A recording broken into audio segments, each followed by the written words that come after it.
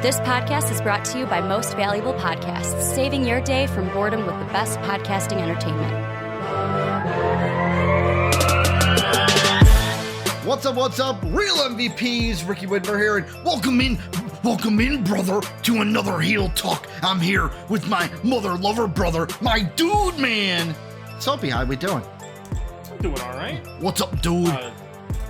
I've been watching this old man walk around my neighborhood in like booty shorts and no shirt on. Mm-hmm. He's like 65, dude. It is. Dude, let it hang out. Real power move. Let it hang out. There is you know? an absolute power move happening here. It'd be even better if he talked like Jesse Ventura. I haven't talked to him, and I'm kind of scared to. He's asserted his dominance. Yeah. You know, my other neighbor, that used to wear like jorts and walk around without a shirt on. John Cena. He has a real he is not built like John Cena. John Cena, like John Cena in his 80s. He's got boobs that hang down a little bit. He just walks around. He stands in front of his yard, just the whole time, hands on the hip, just staring at everyone's yard, being like, "I'll charge $180 to mow your lawn." $180 to mow a lawn? Dude, I'm telling you, this man's an extortionist. Kids were kids back in the, now this was when I was a kid, way back in the 90s. It was like what, $10? $15 at the most? That's like but this guy's got like a 0-turn lawnmower, all right? This guy is the king of the castle of the neighborhood. $180 to mow your lawn. Sounds like you're just getting robbed. But welcome into Heel Talk, where we talk about wrestling each and every twice every other week, twice a month, however you want to think about it. Soapy, we had a banger of an episode today. Monday. So the reason we didn't record on Monday, I'll be completely honest, I wanted to wait for Raw. I had a feeling something was going to happen on Raw. Sorry, your whole camera shook. Yeah, I moved my hand and I hit the bottom of my desk. God, that hurt. We might have to clip that for the Instagram. It was like literally camera shake and then you shaking the hand. That looked like it hurt. Yeah, that hurt. Wait, your hand moved? Yeah, no. So I started moving my hand up. Yeah. And I was turning in the chair at the same time. Oh, because if I sit flat forward, yeah, and I lift my hand up, I can get it just past the desk. Yeah. If I turn, it's right under like the lip of the desk. Yeah, so right underneath, and it clipped it. Yep. That was funny. The camera shook. It's like camera shook and then seeing the reaction. But yeah, stuff did happen on Monday. We got the Wyatt Sicks to talk about, not SIX, but SACKS, six. See what they're going with there. We're also going to talk about the new Bloodline. What do we think about it? Because looks like Solo might be going after Cody's title now. Might be the next thing with AJ going over to Japan. But before we get into everything, housekeeping really quick. If you're not in the Discord, greatest community in the universe, join that down below along with our Patreon where you can support us. All our social medias are down there. If you like what we're talking about, hit that like button. If you love it, hit the sub button. And obviously, comment down below. Tell us what you guys think about what we're talking about today. But Soapy, let's start with the Wyatt Sicks. So, end of the show on Monday Night Raw. I'm sure by now everyone has seen it as we're talking about this on Thursday night. You guys are seeing this either Friday or Saturday. And end of the show, Jay wins. Lights go out. Door. It's very reminiscent to when Bray came back. Door opens. Nikki Cross comes out, points to the back. Sister Abigail points to the back. We see Rambling Rabbit. We see Mercy. We see Huskus, who didn't look very husky. And then we saw Chad Gable, who's dead. Who's just dead. Otis killed him, and Uncle Howdy got the blame. I love those gifs where it's the Homelander where he's like starting to smile as everyone's clapping. It's like Otis when everyone starts blaming Uncle Howdy when you killed him 2 seconds earlier. Yeah. But they come out, they do and I feel dumb, Soapy. I didn't realize this until today. When Uncle Howdy said, "We're here," and then blew out the light, I'm an idiot. I didn't understand at first that Bray did that when the Wyatt family first came out. Like I was literally hanging out with Jake today, and I saw a GIF of it, and I'm like, oh, I'm dumb. Yep. Oh, Yeah, I feel so dumb. Yes, I know you weren't watching wrestling when the Wyatt family were first starting to debut. Mm-hmm. Those vignettes were so good. Yeah. Because like their call-up vignette was really good. Because basically it's all of them. Because at that point, if I remember correctly, Braun hadn't been added to the group yet. Yeah. So it was just Bray, Luke, and Rowan. And basically it's them standing in like the pitch black room. And that's when Bray holds up the lantern. He's like, we're here. And he blew it out. And that's when they came out. Yeah. So I want to start this off. I have my thoughts, obviously, to this. But I want to start with this question. The Wyatt Sicks is here. How should they be... Not how should they be booked, but I guess it's kind of a booking. How should they be treated now moving forward? Because that's the big thing with this group. They're here. No more teases. We've seen them. How should they be treated?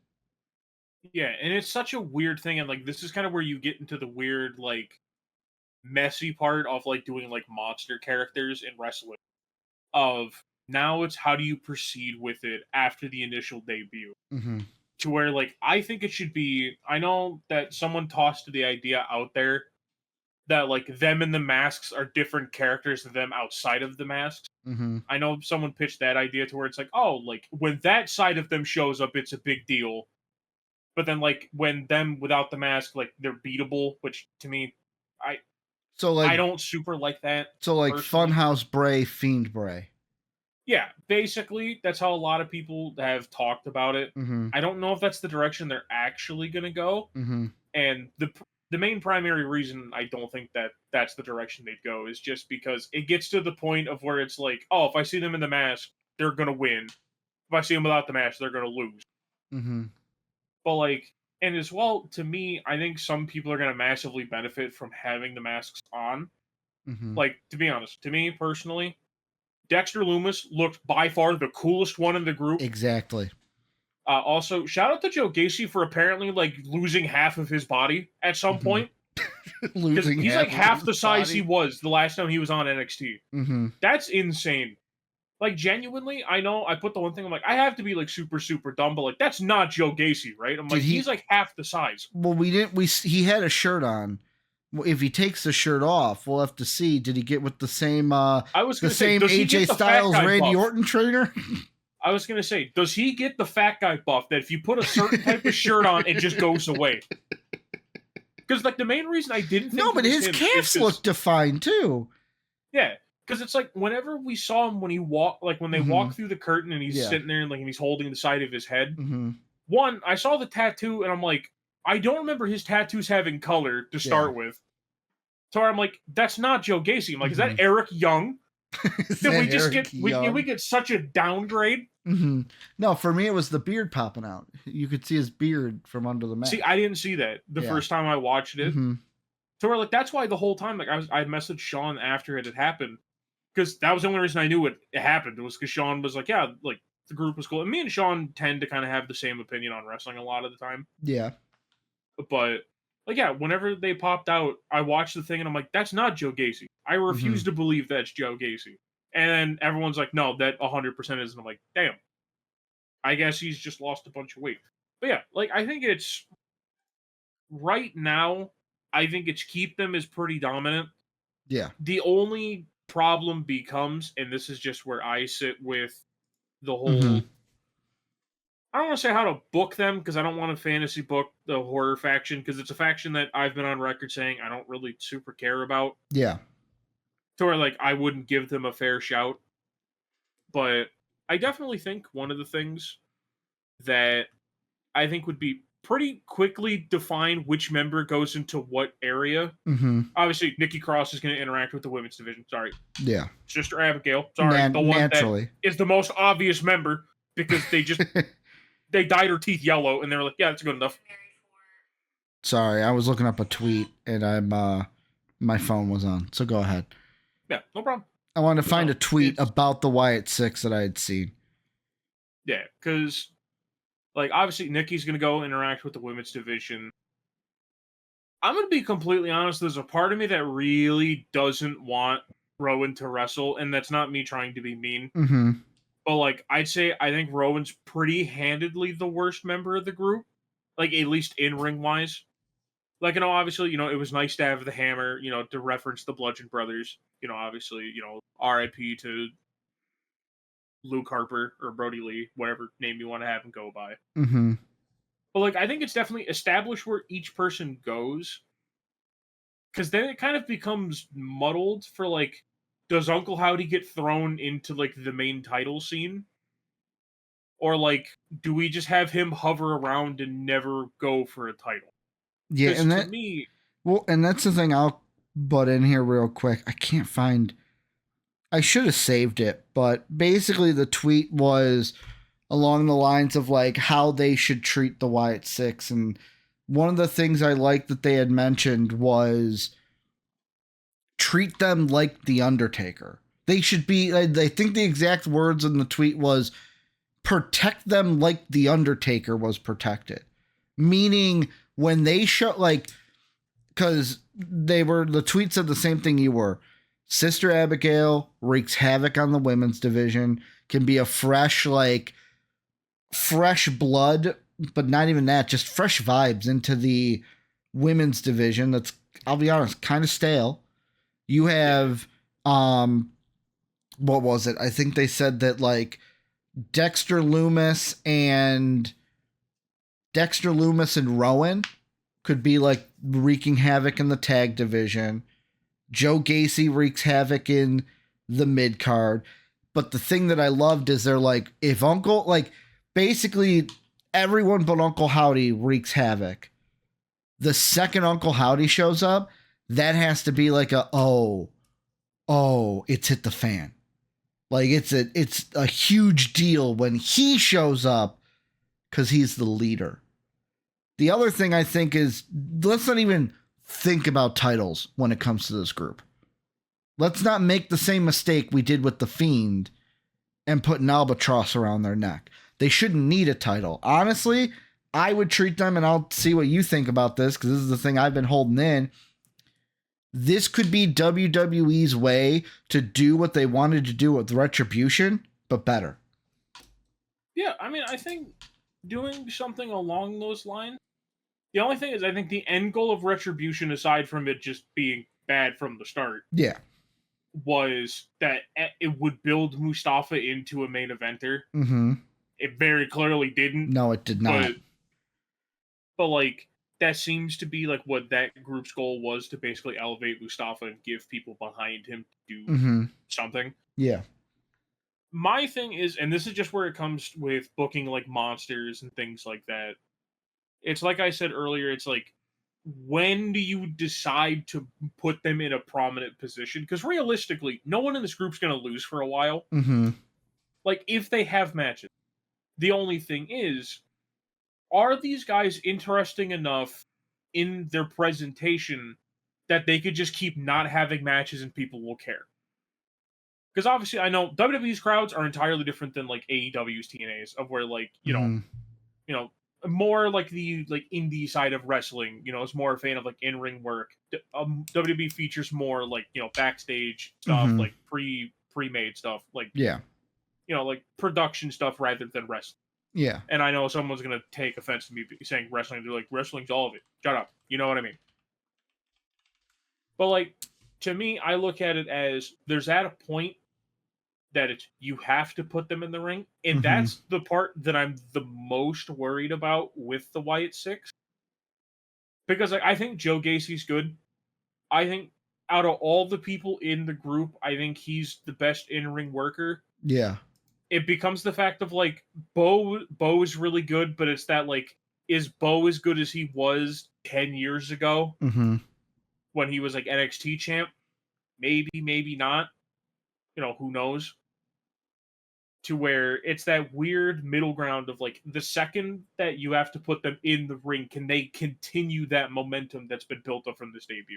So, because especially, I think this debut was phenomenal. I know I trash on WWE a lot and I always make fun of Triple H, but like, they handled the debut of the Wyatt Sicks really good. I think the build up to it, on like, for them being like, we're gonna show up, guys, trust me, We're going to do it. One of these days, we're going to do it. I think that part was too long, but the execution was perfect. This is what I think they should do, and I'm only seeing this. Yet again, we don't know what's coming, and that's a great part of this, but there's a lot of people like the tweet that I have here in front of me where it says, Chad Gable had been warned by Uncle Howdy the whole time. And the images that they used was, there's one here where it's like black with like white lines. And in it says, it's like written with Sharpie, CG. And then one of the vignettes or teasers that they had the line, you changed. You stopped saying thank you. And what's been Gable's thing? Thank you. I honestly think that they should go along the same lines as that of don't necessarily feud with anybody, target individuals. Now, I don't know. I'm trying to think. The thing that I was trying to think of, and maybe you can help me here. Did Chad Gable have a feud with any of the people in the Wyatt Sicks or with Bray at one point? Is there a reason why they would target Chad Gable? I don't think so. Because I'm trying to think. I think the only one he would have had something with was Rowan. Because I think it's him and Jason Jordan were a tag team at the same time that the Bludgeon Brothers were around. Mm-hmm. So we're like, I think that's the only crossover. Like, as well, it could also technically be with Bo because of B-Team. Because I forget where the crossover between the two is. Because it's the weird, like, Jason Jordan's been retired from wrestling forever. Yeah. It feels like. I know it's not. Man, if we're getting a callback to the B-Team, that didn't seem like that long. Or it seems like longer than it was, but it still seems like a long time ago. Yeah, because I think, Curtis Axel got released, like 2018? Something like that? That had to be back 2017, 2018, because they were like right after I got back into wrestling full swing. Because I got in leading up to the New Orleans WrestleMania. Yeah, so by that point, they go from like B-Team to like Miz Taraj is kind of that little area there. Yeah, and like who let's say they're going to do the same thing where they subtly hint, boom, they attack someone. Because Chad Gable is no longer listed for that qualifying match on Raw. I think it's now Ilya that's taking his spot in that match. It's because the match is Braun Strowman, Ilya, and the guy who shouldn't be there, Bronson Reed. But Big Nose's favorite. Dude, I don't know how he keeps getting matches. Dude, send him to catering. He already looks like he belongs there. Uh-huh. Him and Odyssey Jones are just hanging out back there. There's no catering left. And Dijak. I like Dijak, though. Dijak's good. We like Dijak, though. I also just want to point out, there's a tweet. I forget exactly who it was. I think it's like Hang 'em High or something like that on Twitter. Of where he's like, so how do you book the next Raw after this? Why doesn't everyone just gang up on these creepy MFers and just beat the crap out of them? He's like, you too, Dijak. Here's the question that I had. So you might have to remind me, did any of these people get drafted? No. So technically they could show up on SmackDown too. I think they should. They probably will. Because the stuff as well, because I know they had the whole thing for the Pat McAfee show where like the cameras went out there and they're like, Pat McAfee got by. I do love that you could tell there's people that watch the Pat McAfee show that don't watch wrestling. Yep. Because there were some tweets that are like, guys, is everything okay? Is everything like, please tell me, like, guys, is everything okay? It's like, guys, it's a wrestling angle. And people say that you can't tell wrestling fake. I'm just saying, dude, people are falling for it that aren't around. The best tweet was, did the guys work us so they can go play golf? Probably. I wouldn't put it past them. Mm-hmm. But no, like, I think they'll probably show up on SmackDown. I don't remember every single Wyatt Sicks thing they did. So, like, I don't know if who else may have been called out at some point. Let's see. But, like, Because I'm trying to think of who else was a person that they would have called out. Because Chad Gable's the only like super obvious one because of like the you stop saying thank you. But also at the same time, they've been doing these vignettes for like almost a year. There's no way I would ever at any point remember, like one of the first ones. Because yeah, I definitely think SmackDown is going to be really interesting. Obviously, we're recording this before SmackDown. I think we're recording it the day before. So this Twitter thread I'm looking at, week 1 was an episode of Raw, and it's a picture. There's a couple of them, but one of them is Bronson Reed was talking next to the Andre the Giant trophy, and it did that like thing where like everything gets pixelated and down in the corner it says hello. There was another one where they did it in the Chelsea Piper Jade Bianca match, and it said you forgot about us. That was the first time that we had seen it. Yeah, because I'm trying to think, because I think it's mostly the like actual videos is the only time they ever dropped like big hints. Yeah. Because I'm going to be completely honest, like I knew that like the Wyatt Sicks thing was happening when they were doing the pixelated stuff, but I'm like, oh no, Retribution's coming back. I did forget about you. Week 2 is where we got the like the one that I remember vividly, the where was the like the VHS recording, the Time to Wake Up, Take My Hand, let's see, Things Will Be Better, Trust Me, and then it was the Wyatt symbol into that like bird symbol.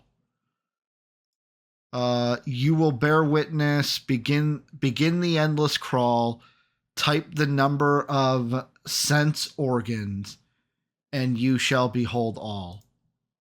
There's six, right? 1, 2, 3, 4. What are they? Hearing, seeing, smelling, tasting, touching. And then it's like the sixth sense is like it's. Oh yeah, the Sixth Sense, because the Sixth Sense was like the movie, like sensing the afterlife or whatever. It's not. It's the weird thing of like the Sixth Sense is technically an actual concept that doesn't have to do with the dead, like your spider sense. Like, yeah, basically it's the feeling your brain has, like when you go to do something, your brain's like, this is the dumbest thing you're ever about to do. Don't do it. Yeah.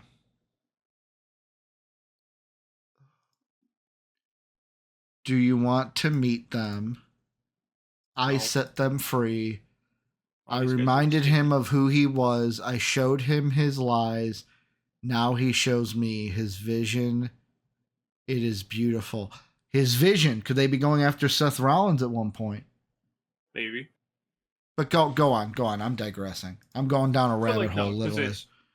Yeah, that's the thing. It's the whole thing is just, if they decide to go with like they target one individual person, like the only thing I don't want from it, and this is my thing, like if they are targeting like individual people, I don't want just repeat after repeat of like, oh, like it's just we take this person out of the ladder match. Why would they care so much about the ladder match? Yeah. Well, like that's just the thing that like I worry about. Of like, and obviously there's only so many ways you can have it that like you avoid a match with someone, because at some point you beat someone up enough that in wrestling it's gonna turn into them being like, you know what? No, I want a match. All right. Well, and that's why beat me up. And that's why I wonder if it'll get to a point where like, so Chad Gable, right? They did the thing to Chad Gable. He's no longer in the match. If they didn't, like, here's the thing. Do they just beat them up like they did and take them off TV for a while? Or is it like Monday it comes around, Chad Gable's been missing since Monday, and they're actually on top of it kidnapping these people and making them disappear? I don't think that's exactly what they would do. Okay. I think it's just that they're going to write them off for a little bit. Mostly just because they'll have it to where it's like, hey, like, take a couple weeks off or whatever. And I mean, with Chad, it makes sense because Otis turned on him literally that Monday. Yeah.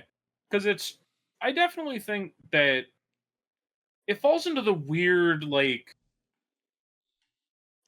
it's once again, it kind of feeds into the problem that I had talked about of, like, how do you book, like, a monster group? Yeah. Of, like, because it's how far do you go?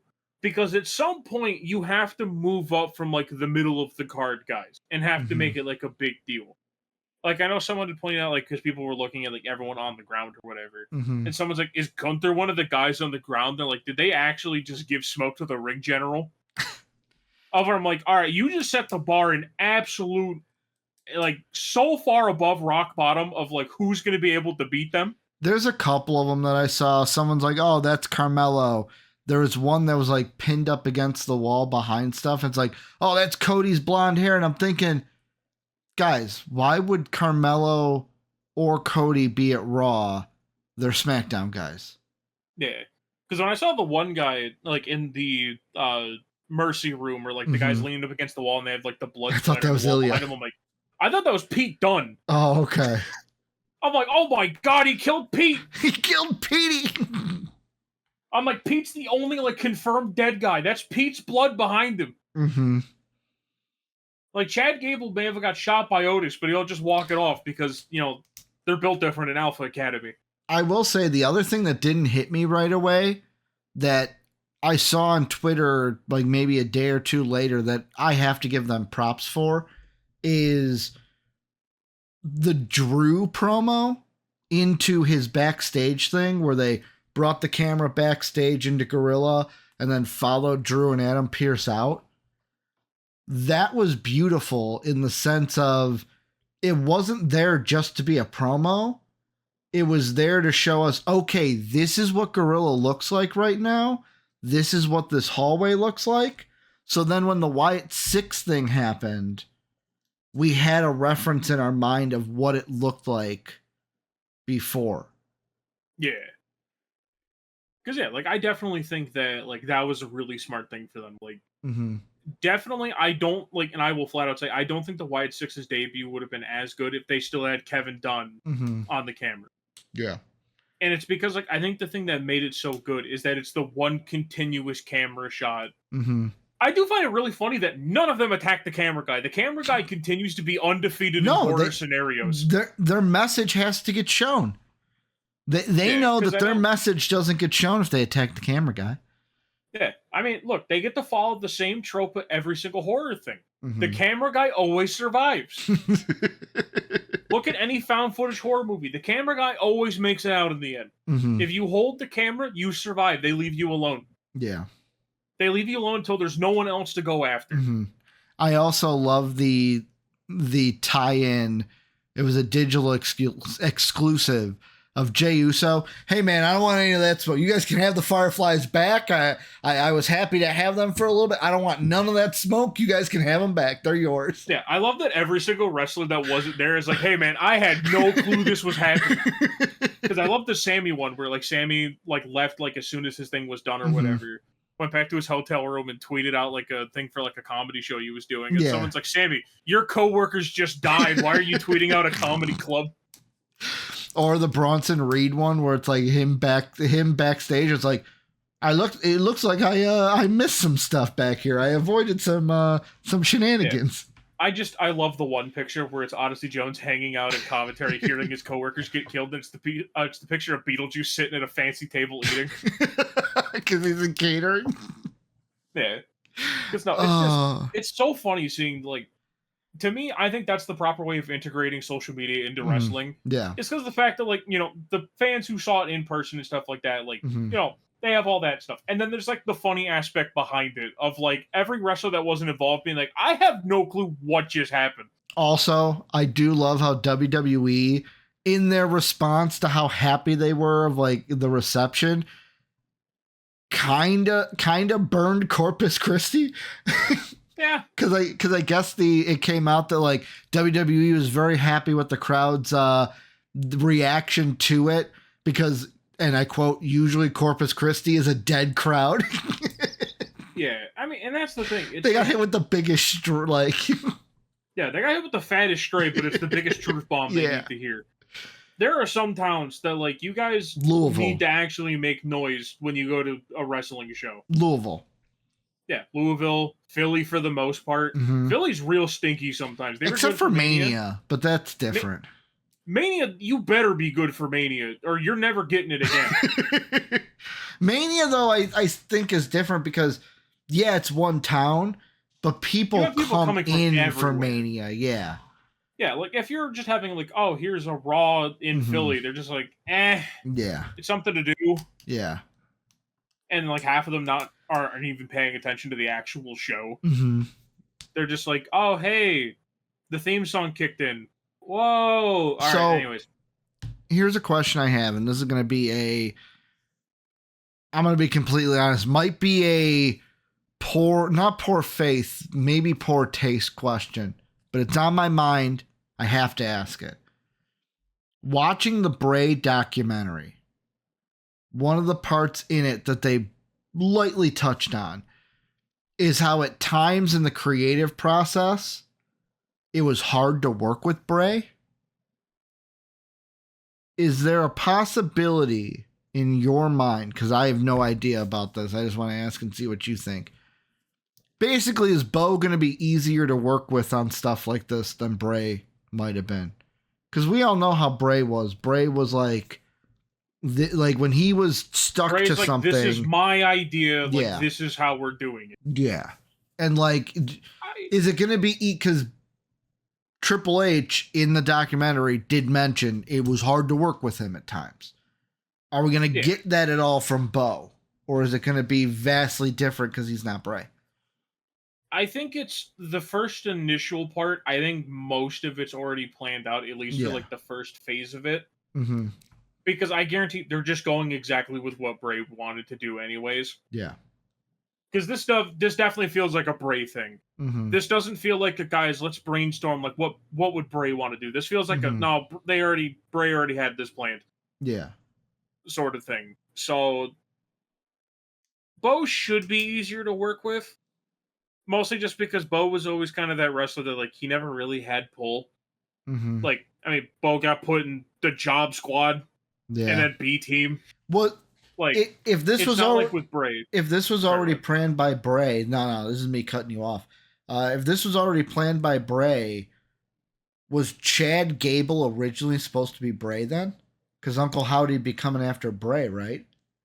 No, so because it was what they were doing with Bray near the end was that Uncle Howdy was going to remind Bray of, like, no, you're not this squeaky clean personality you keep trying to be.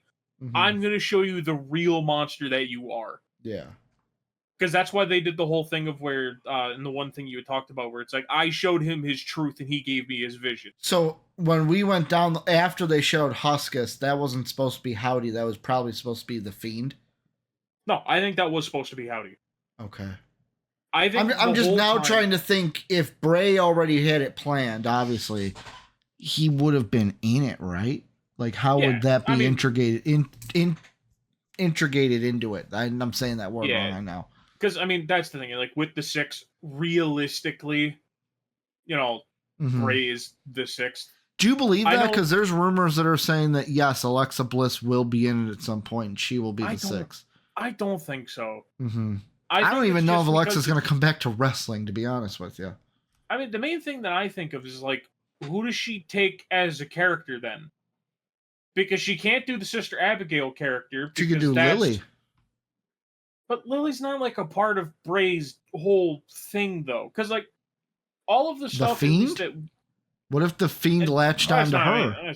Let's not make her the Fiend. All right? Let's not do that. No, we can. You want an Alexa version of the Fiend that they've already modded into WWE 24? Yeah, no, we can keep that away.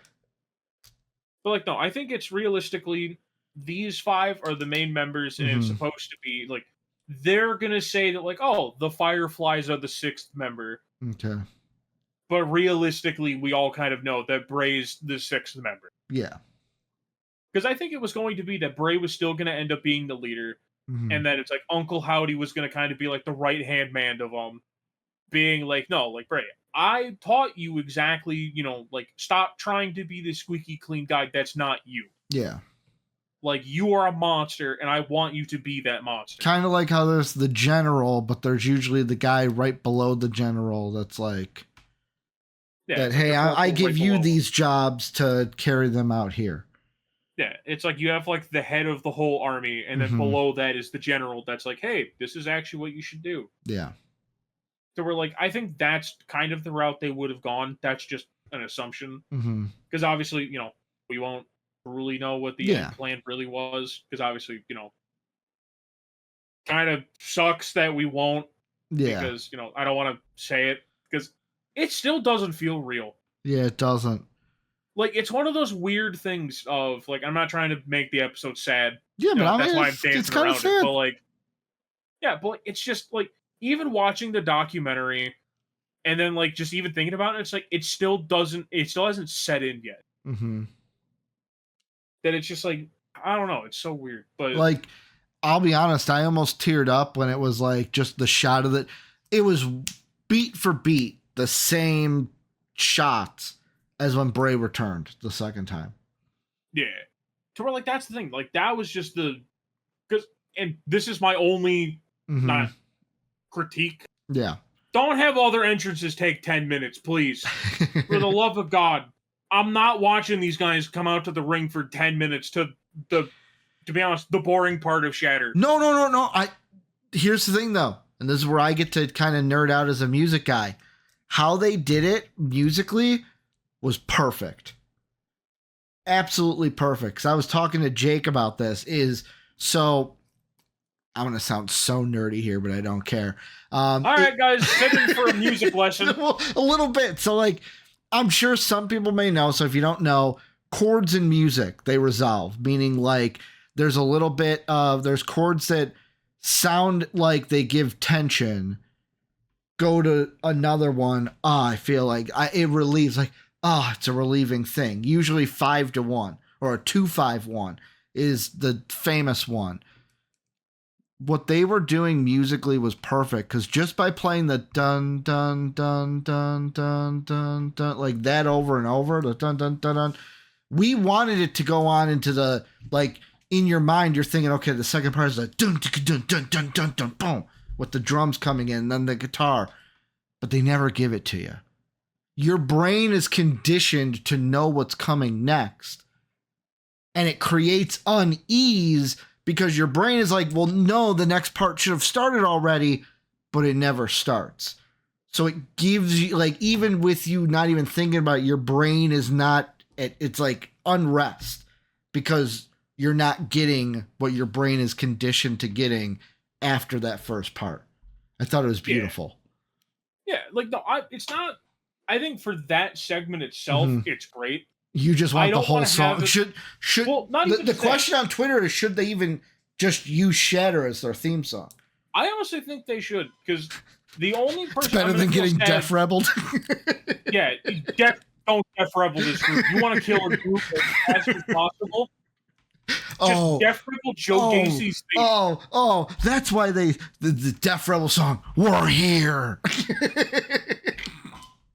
Yeah, it would start off, "We're here," and we hear, like, Bo Dallas doing the raspberries at the end. That was, like, I kept saying that as a joke, and I know some people probably took me, like, being overly serious. For anyone that it wasn't in the Discord, I'm like, Bo's got to really stop. Like, if they got to tell him, like, hey, buddy, when you blow out the lantern, you don't have to with it. You don't have to spit on it. It's just a... Yeah, that's literally what it is. What, could you hear the... blowing raspberries. Yeah, because that's literally what he does. He's like, "We're here." Yeah, it's like, dude, just blow air. Don't put lip together, blow air. Even if it's like, I think Bray's is more like... where he did like a... sucks it in. Yeah. Like, yeah. So we're like, that's the thing. Like, that's all you people are like, yes, guys, blow into your microphones more. I love hearing that, especially our headphone listeners. Yes.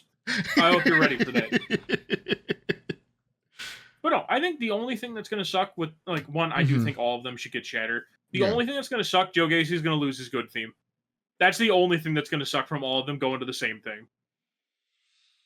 It's worth it. He can get it when he's done with this. He can get it back when he's done with this.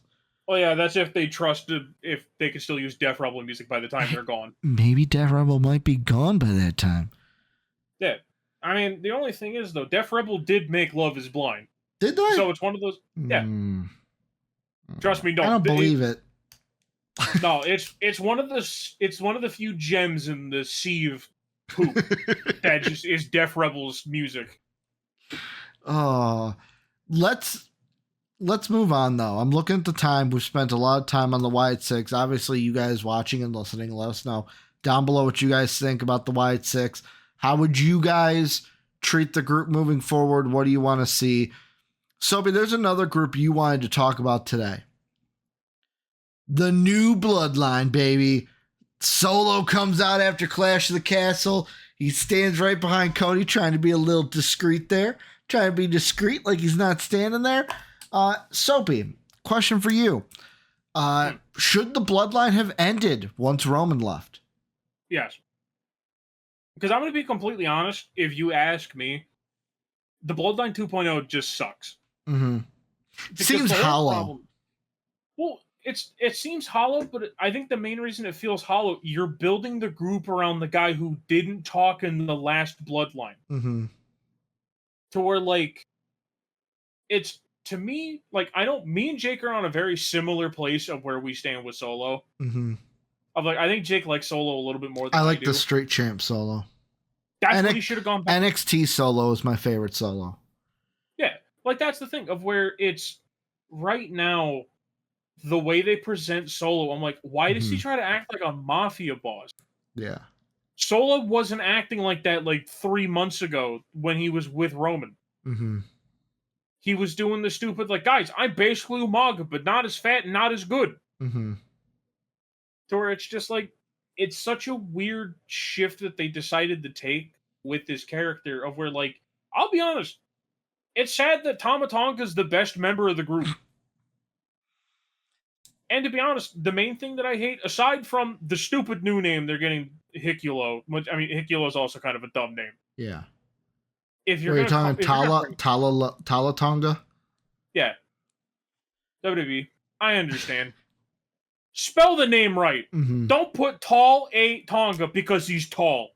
So there's a reason I made the joke in the Discord that, like, you can't kill the man, but you killed the man, but not his idea. It's the picture of Vince and Triple H right next to each other.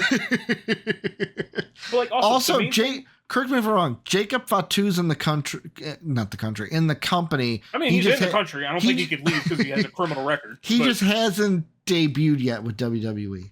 Yes, because there's the whole report that Creative is scared he's going to overshadow Solo. Well, it's like, you are robbing me of Jacob Fatu because you decided to put a whole group around that boring fat guy? Okay, it's not even that. Here's the thing that I look at, right, is I am looking at this new Bloodline, and I am thinking to myself, come SummerSlam or right after SummerSlam, whenever it happens, I hate to use this word sometimes because I think it gets overthrown a lot, but I think it's going to happen here.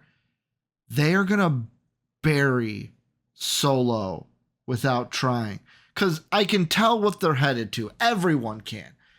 Yeah, Solo tries to take over the Bloodline. Roman comes back. What are you doing? They kind of feud it out. Dude, I can't wait for Roman to come back and roast Solo on the mic. That first promo that Roman has on Solo face to face, he is going to put that man 25 feet or lower into the ground, 1,000,000 feet into the ground. Yeah, Solo will cease to exist. Like, they're not setting him up for success the way they're going, in my opinion. Yeah, and it's also just the fact of, like, overall, like, as much as personally, I don't know why my camera just got really dark all of a sudden. I don't know what happened. Uncle Howdy, quick! I'm sorry. Was I in a video? Did Bo hear me talking about blowing raspberries? He's coming to get me. You just hear, "We're here." Yeah, then my camera turns off. Soapy. But no, like, I think it's one of the problems. Dude, it keeps getting darker. I don't know why.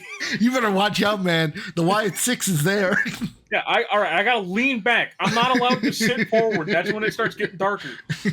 But no, I think it's just the fact of, like, overall, it's just a pretty weak version of the Bloodline. Because it's like, you had it that, like, the Bloodline was so good because there were so many personalities in it.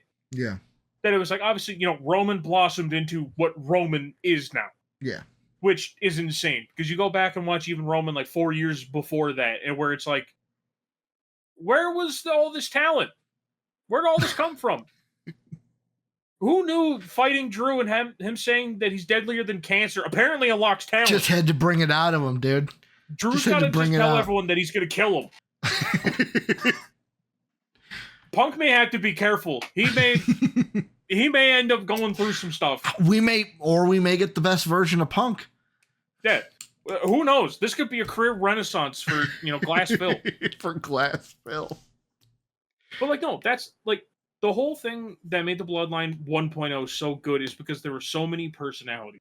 Mm-hmm. So where, like, you could get away with Solo not talking because, like, you already have Roman, Paul.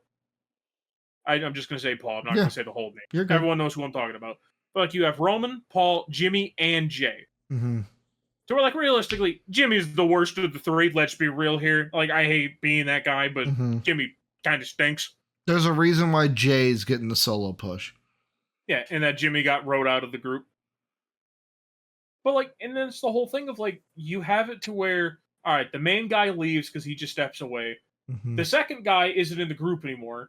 Third guy, he's hurt, and he's gone. To where now it's just like, oh, we're left with Solo. Well, what do we do with him now? Mm-hmm. Everyone knows he keeps losing to LA Knight.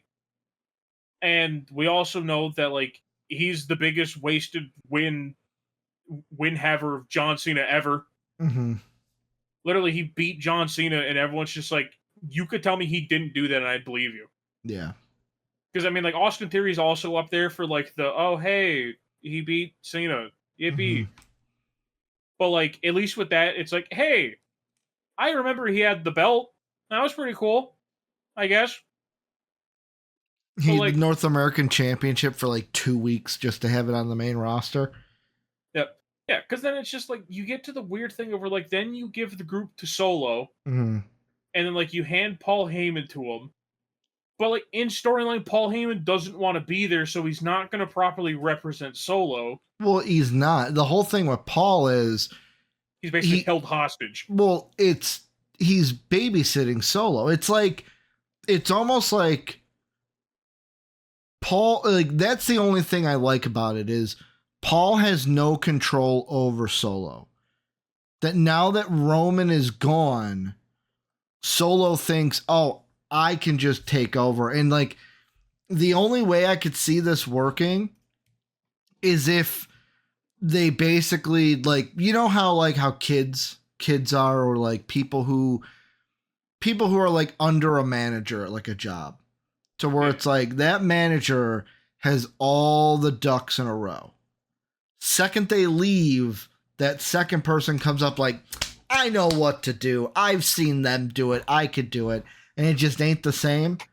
That's kind of what we're in right now is Solo, from observing Roman over the years, thinks he's being Roman Reigns, but he's not. And that's if they're going with that, then they're nailing it. Like, but I don't even know what they're trying. Like, I can't get a grip on what they're trying to do with the Bloodline. Do they want Solo to be like Roman Reigns? Because if they do, he's not. If they're trying to do it where, hey, he's trying to be Roman Reigns, but we know he's not, and we want you guys to know he's not, then they're nailing it. We just gotta like, I almost on this story just want to hit the fast forward button to where Roman comes back. Because I think the Bloodline stuff will get more interesting once Roman's back. Yeah, and it's definitely as well, like, I fully agree with you that they're not going to intend for it to happen. Mm-hmm. Roman is going to put this entire group in the dirt. Yeah. Because also, realistically, at what point do you just look at it and like, all right, we have to debut Jacob Fatu? Well, eventually they're going to have to, right? Yeah, to where it's like, you're gonna want to bring him out at some point because realistically, he's gonna step in and become like the fan favorite of like the remaining Bloodline members because obviously Jay's not a part of it; he doesn't get to count. Can I throw a question out at you? Hmm. What if they wait to debut Jacob when Roman comes back? Roman's in there, and it's like he's just putting Solo in the dirt, and the only thing Solo has is this bloodline ain't yours. This ain't the Roman bloodline.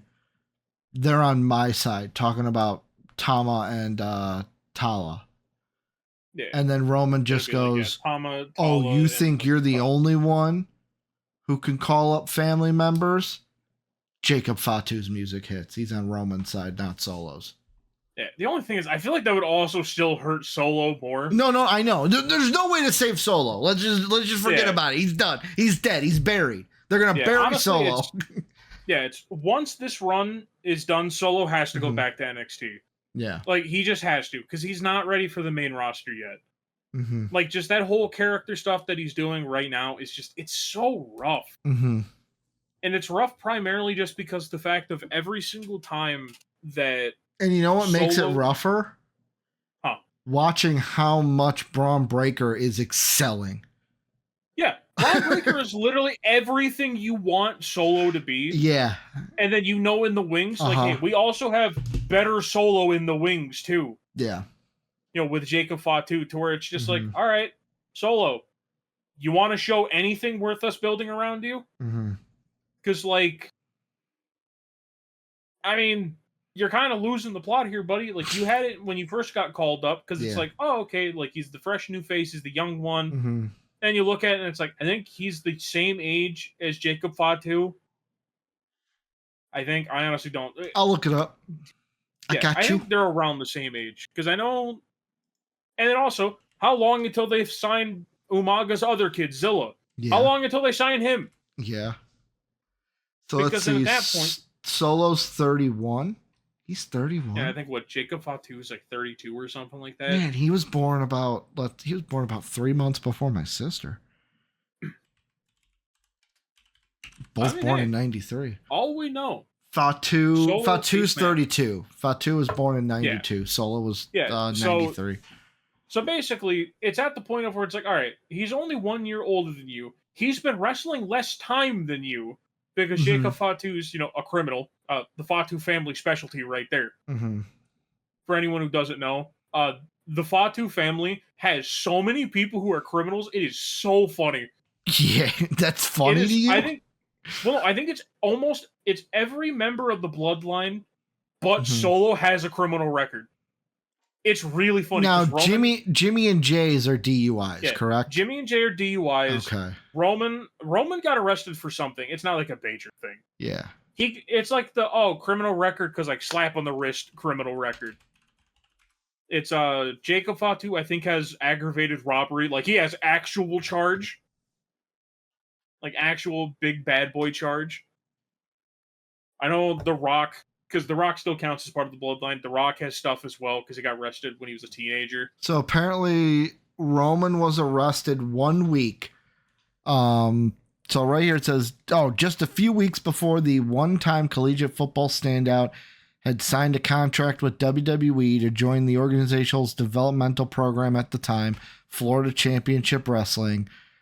Reigns, whose real name is blah, blah, blah, blah, blah, was arrested on June 20th, 2010 in Pensacola, Florida, for disorderly intoxication and affray, unlawful assembly, or riot. In other words, the future headliner was placed in handcuffs for appearing drunk in public and getting into a fight.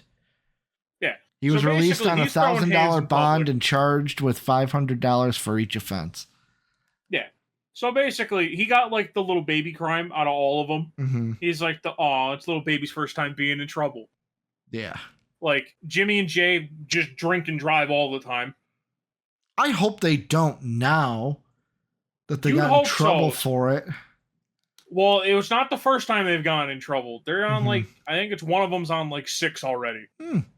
Did you know that Jay is one of the gobbledygookers? Did not know that. Yep. Yeah. There's a whole lot of funny stuff with the Fatus and just the Samoan bloodline in general, for anyone out there that's just looking for like wrestling trivia stuff, to be like, wait, that's a thing? Mm-hmm. But like, no, it's kind of leading back to the Bloodline 2.0. Yeah. To be completely honest, it's been a disappointment. Because now at this it's point, kind of you have... Yeah, well, especially because at the end of Clash of Castle, you had Tonga Loa and the other one. I always forget his name. Tala? There's Tama Tonga and Tonga Loa. Basically, you had Tama Tonga and Tonga Loa come out and help attack Cody.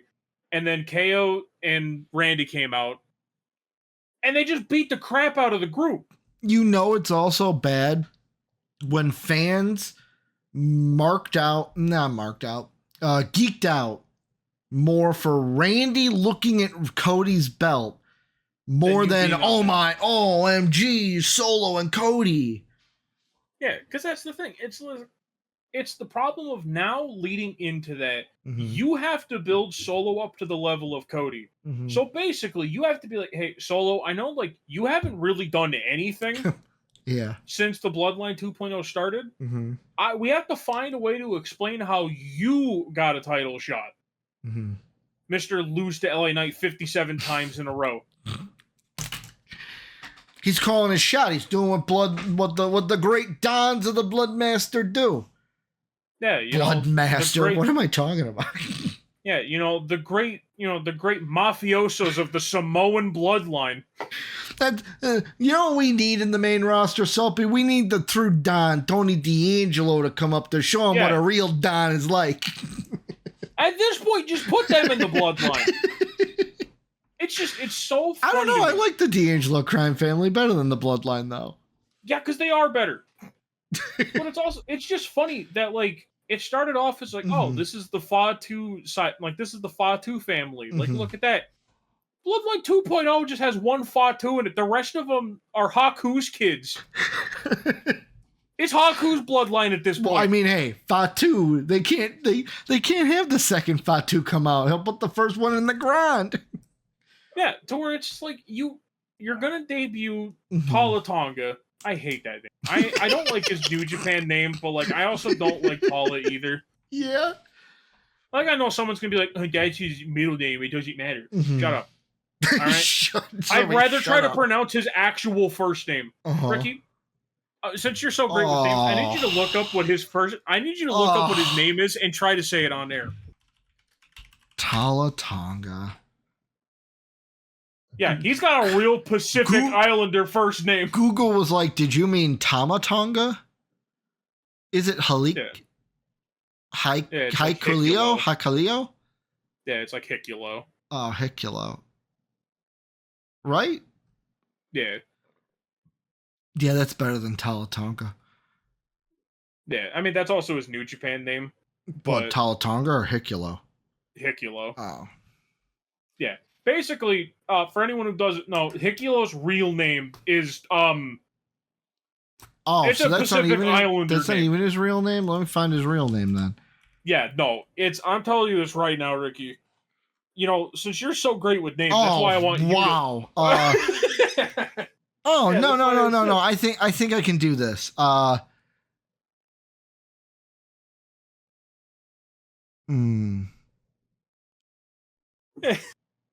I'm trying to get my inner Tua Tonga Viola going here. Is it Tau Tuiki? Tau Tuiki? I don't know. Because TUA is Tua. So TAU, Tau, TUIA, Tuia, and then KIK. Tau Tuiaki? That just doesn't sound right. Yeah, and then you go to the Tala in the middle, and then you get to that last one. Kuloa Matagi. Tamanki or Matangi. Yeah. Kuloa Matangi. Tangi. That's easier than the first one. Yeah. So, yeah. I got a question for you. It comes bloodline way. Two questions. First off, Who do you think? I know we'll do our predictions. I ain't gonna hold you to it. Who right now at this point? Who do you think wins Money in the Bank for the dudes? I want to say Jim or Jay, but I feel like Jay's too obvious of an answer. That's what Jake and I were talking about today. Because they're putting the whole marketing that he's winning it, basically. So there's a part of me that thinks the Money in not. the Yeet or Yeet in the Bank. Yeah, it's Yeet in the Bank. He's like holding the briefcase in the pay-per-view like poster. There's a part of me that thinks he's not winning it. Yeah. But it's at the same time, and I'm like, I don't know who else is in it. At least yet. So it's one of those, like, we got to see who else. Because I'm going to put a simple fantasy booking situation in front of you. You tell me what you would think if this happens. Vegas. WrestleMania Night 2. The main event. Third time's a charm. Roman, Cody. Roman's coming back for his title. Roman beats Cody, ends his title reign. He goes to hold the belt up above his head right as he gets to the top. Boom! Across the back. Briefcase. Jay cashes in 1, 2, 3. Takes the title from Roman. I mean, I think that'd be fine. Would that be fine? That was the idea I had today, but it's like, I don't know if I'd want Roman to beat Cody. I don't know if that's how I'd want Cody's title reign to end. To be completely honest, there's a part of me that thinks Cody's title reign's going to end kind of in a wet fart. Yeah. Like, it happens all the time. Like, there's a part of me that just in the back of my head, it's like wet fart incoming. Because like, it's been fine so far. Like, you know, he's had good matches so far. Granted, they've been against AJ. I would pay good money to see if someone could have an actual bad match against AJ. Randy is going to slap if that's the summer. Like, so what? It's going to be Solo Randy's at it's going to be. I'm worried he's going to be bad. It's going to be a triple threat at Bash in Berlin, Bloodline and the 3 we saw. Then a Randy one at SummerSlam. Maybe they do that into Crown Jewel as well. You're right. You're right. SummerSlam is first. Yeah, because isn't SummerSlam where Gunther gets his shot? But I mean, that's against a different thing. That doesn't matter. You're right. So Money in the Bank, I totally forgot. Money in the Bank is where we'll get the 6-man tag, the 3-on-3. Then SummerSlam is where we'll get Randy because Gunther's gonna fight Damian for his, unless Jay cashes in, or someone from Raw cashes in, and then Bash at Berlin will be probably what. Like they do the Randy SummerSlam, Bash at Berlin, Crown Jewel is Cody, Randy, Cody, Randy, Cody, Randy. I mean, what they probably would do is SummerSlam be Cody Solo. Okay. And then, because what they'll probably do, Money in the Bank, the Bloodline wins so that Solo can get his shot against Cody. Yeah. Because basically that'll end up being the stipulation. It'll be like, if the Bloodline wins, Solo can fight Cody. And then Berlin and Crown Jewel could be Cody, Randy. Yeah.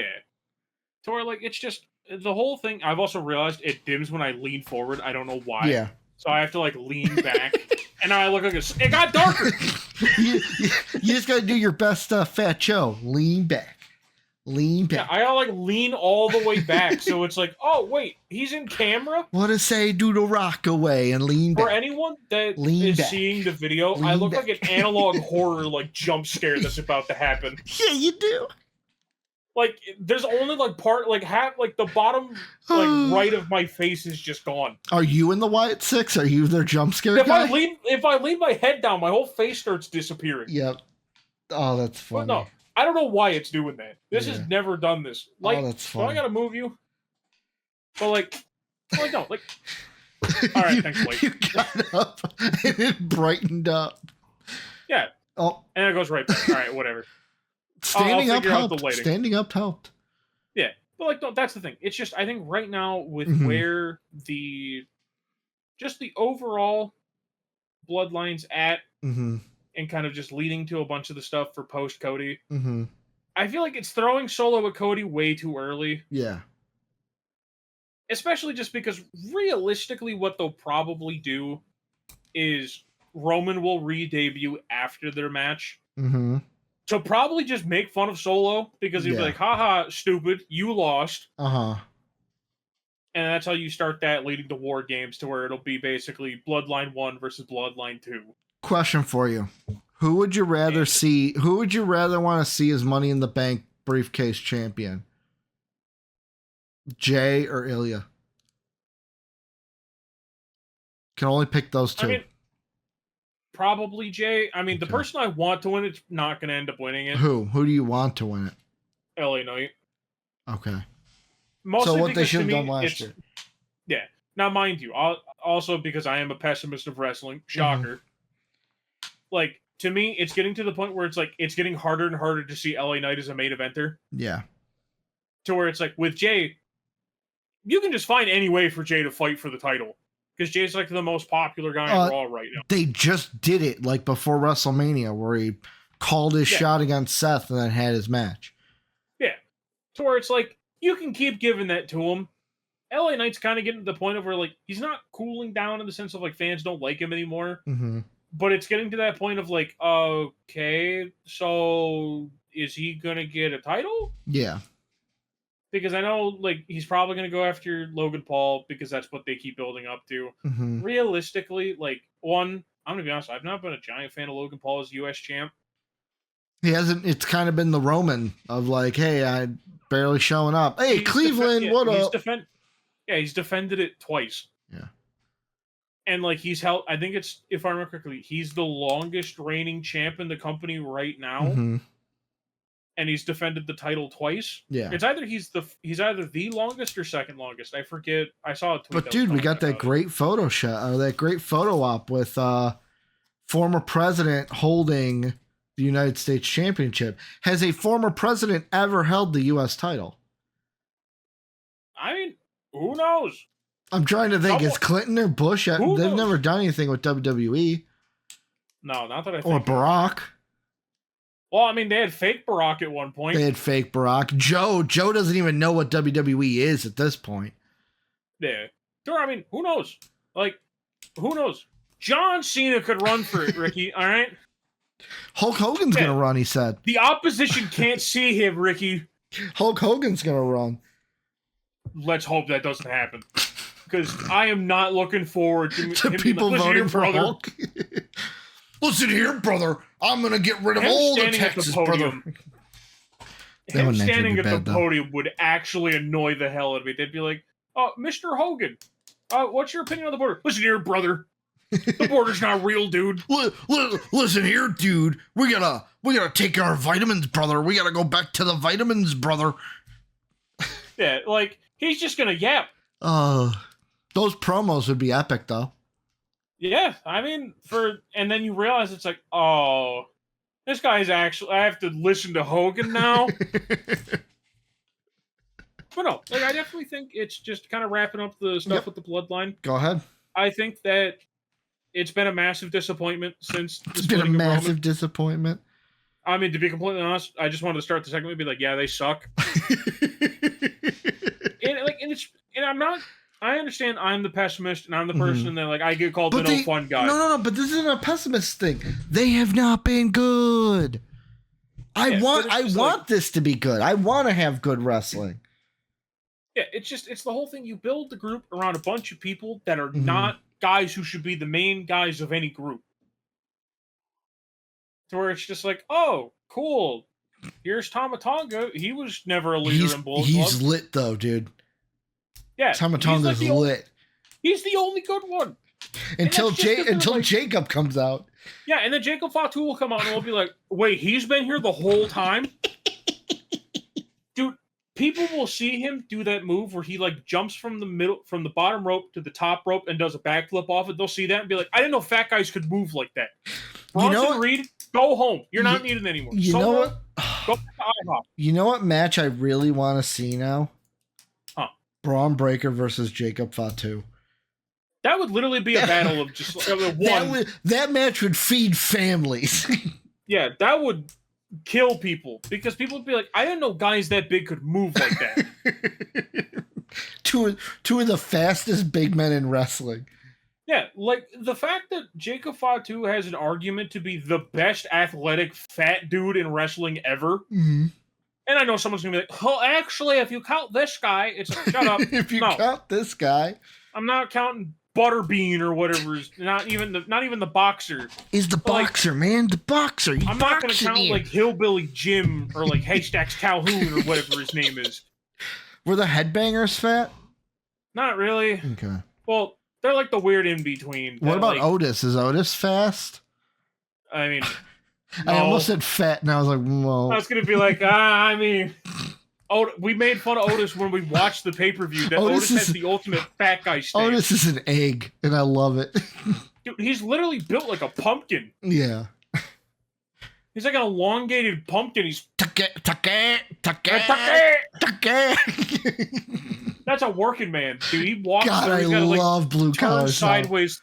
He's blue collar solid. Blue collar solid. I'm waiting for the day that just like he has to carry Tozawa to the back, and he just picks him up by the back of his shirt like a cat picks up like a kid. Yeah, just picks him up and carries him back. He could have done that when Maxine like this, Tozawa in this hand. He probably could have. I've seen how that man works out.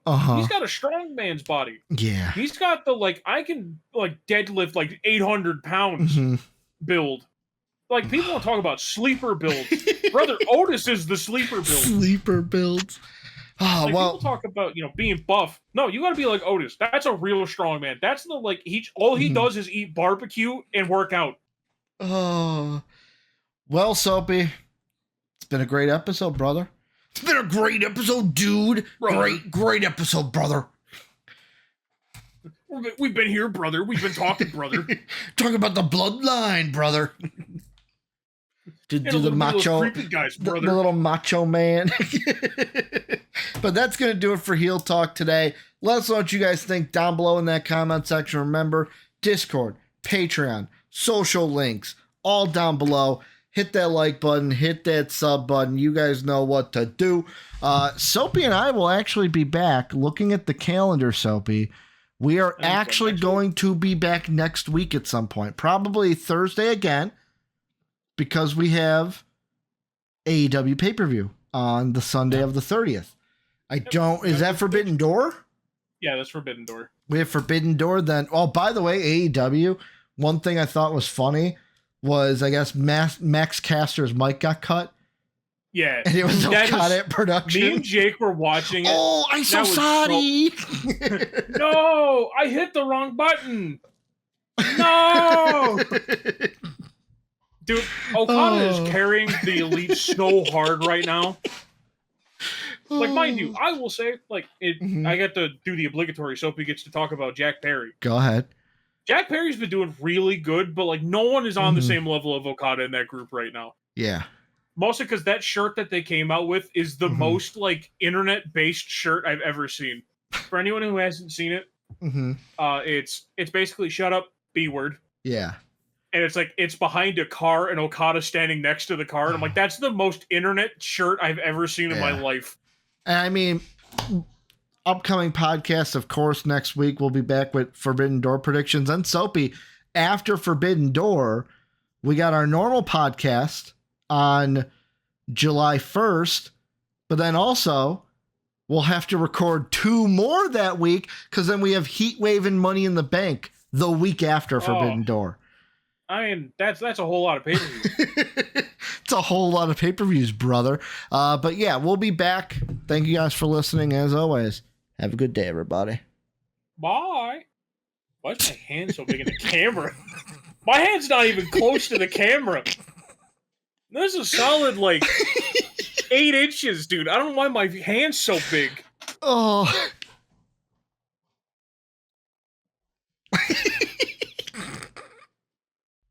As always, we'd like to thank the people who make these videos possible, our patrons, whose names are displayed on the screen now. If you'd like to become a patron, click the link in the description below, and if you'd like to check out another video from MVP Entertainment, hit the video in the upper left. As always, thanks for watching.